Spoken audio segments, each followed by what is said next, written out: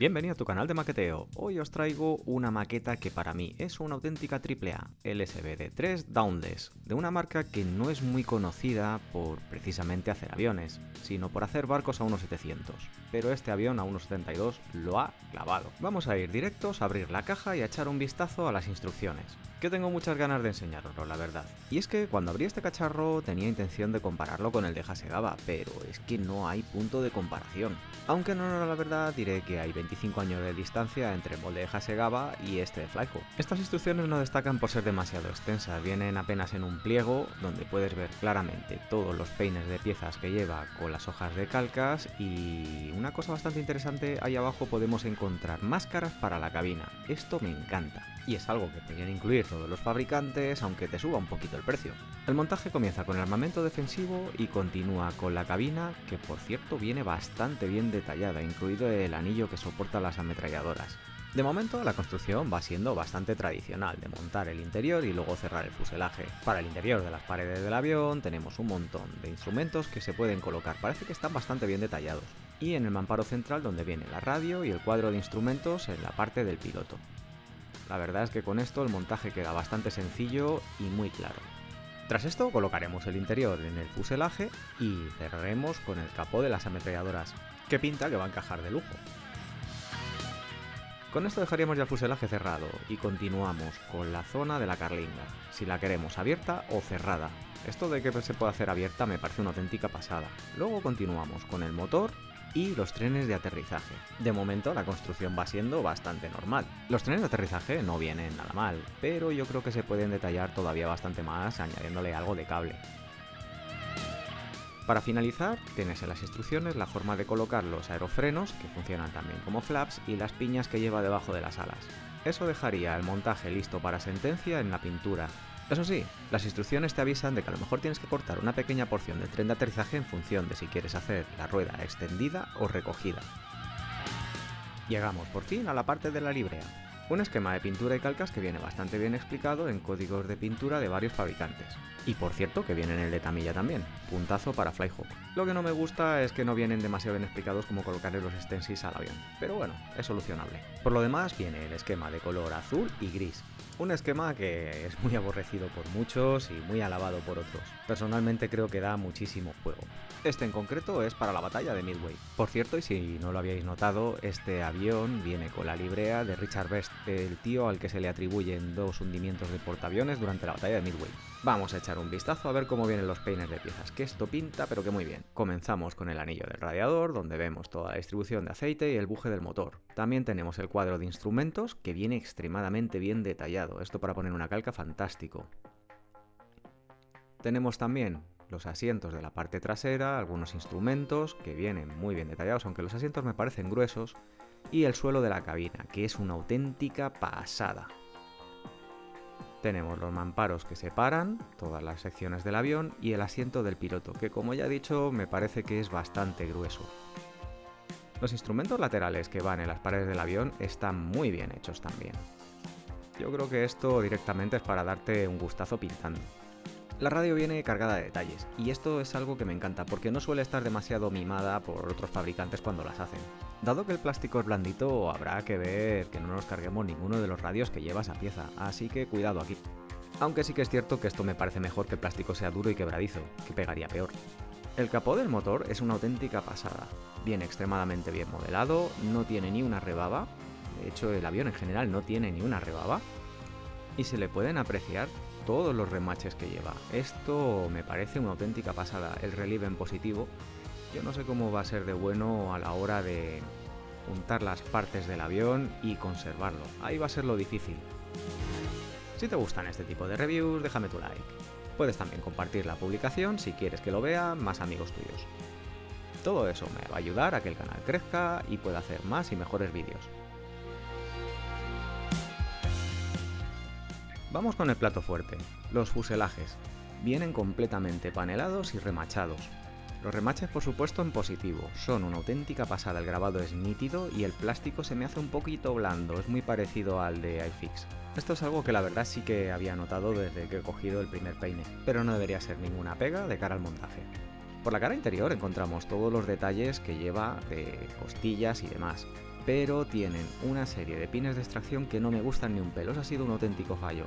Algo que va a tocar solucionar, y es que encima está en muy mala zona. Este avión, al ser de cabina abierta, se va a ver demasiado, así que hay que solucionarlo de alguna manera. El capó está perfectamente representado y deja ver la punta de las ametralladoras del calibre 50 que lleva. Al ser el plástico blandito va a haber que tener un poquito de cuidado a la hora de agujerearlas.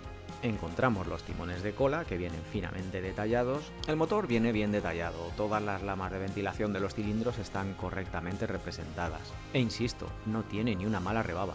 Eso es muy de agradecer, sobre todo cuando te encuentras motores con este tipo de detallado, y es que es muy difícil dejarlos otra vez bien si tienes que andar quitándole rebabas de lateral. Capítulo aparte para las ruedas, que están extremadamente bien hechas. Vienen con un pequeño detalle en la zona de la llanta donde puedes ver todos los rodamientos que llevaría.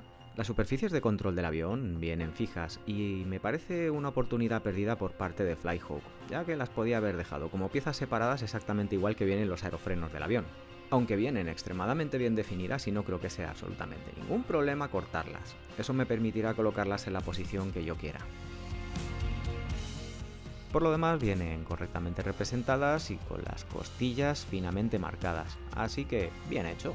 Pero donde de verdad destaca el avión es en la parte inferior de las alas. ¡Qué locura de detalle hay aquí! Los paneles son nítidos y finos. Los pozos de los trenes de aterrizaje, bueno, podrían estar un poco mejor, pero no vienen nada mal. Y la sección central me parece una auténtica pasada. ¡Qué bien definida viene! Aquí han echado el resto. Persiste todo ese maravilloso remachado que lleva a lo largo de todo el avión. Hasta el ranurado del ala tiene el ángulo que tiene que tener, se ve la profundidad hacia adentro, es una maravilla. Y como colofón a las alas, la parte superior, igual, una auténtica belleza, llena de paneles, remaches. Esto para el tema del weathering es una auténtica locura. Reconozco que hay pocos aviones que me hayan emocionado como este. Y si además lo quieres sobredetallar, cosa que tal como viene de caja lo veo un poco innecesario, pero si lo quieres sobredetallar hay sets de Edward específicos para este avión, para añadirle una tonelada de fotograbados y dejarlo todavía mucho más bestia de detalle. Solo por eso ya merece la pena. Los aerofrenos no están nada mal, vienen de hecho perforados, con las rejillas correctamente representadas y más remaches. La hélice también viene, que es una auténtica pasada, con el árbol de engranajes correctamente representado. Otro detalle para pararte a echarle un vistazo. Aquí he de tener en cuenta que los dos anteriores que hice en su día de la marca Hasegawa me obligaban a perforar los aerofrenos, que estaban, por cierto, si mal no recuerdo, unidos al ala. Y era eso o te tenías que comprar el fotograbado correspondiente para sustituirlo, lo cual complicaba muchísimo ya toda la construcción para alguien que a lo mejor no tenía mucha experiencia, como era mi caso en aquel entonces. Ojalá hubiera tenido un cacharro así en mis manos en aquella época. En el siguiente peine encontramos los aerofrenos que funcionan también como flaps en la parte inferior de las alas, incluida la sección central. La parte inferior también lleva las costillas correctamente representadas. En el siguiente peine encontramos las ametralladoras y una serie de detalles. He de reconocer que el armamento defensivo, incluso para un canon simplón, está bastante bien. Viene con los eyectores de munición y todos ahí representados muy bien. Encontramos también otra serie de piezas para detallar la parte trasera de la carlinga, como por ejemplo las trampillas de las ametralladoras, que las puedes hacer tanto abiertas como cerradas. Y por fin llegamos al peine de los transparentes. Vienen extremadamente nítidos, me parecen prístinos. Están hechas las opciones tanto para hacer la carlinga cerrada como la carlinga abierta con el puesto de artillero armado. Están incluidas en el mismo peine también todas las ópticas que tiene que llevar el avión, que en este caso creo que se limitan a una luz que lleva debajo del ala. Siempre he dicho que de la parte central de la carlinga cuando viene abierta me hubiera gustado que los fabricantes hayan tenido en cuenta hacer una pieza central, ya que estas se escamotean unas dentro de las otras, aunque sean unas piezas un poquito más cortas o a menor escala, pero por lo menos que se vea algo dentro de la carlinga central, no que todo esté integrado en el mismo cristal. Y esto, por desgracia, es un error común que cometen todos los fabricantes. Para ir finalizando encontramos ya lo que yo llamo el pliego de papeles, y destaca sobre todo las máscaras que lleva para la cabina. Estas están incluidas. Me parece un auténtico detallazo, esto me hace feliz. Que no te vas a tener que pasar 2 horas enmascarando todos los cristales que lleva la carlinga. Puntazo para Flyhawk. El precio del avión a día de hoy viene siendo unos 30 euros.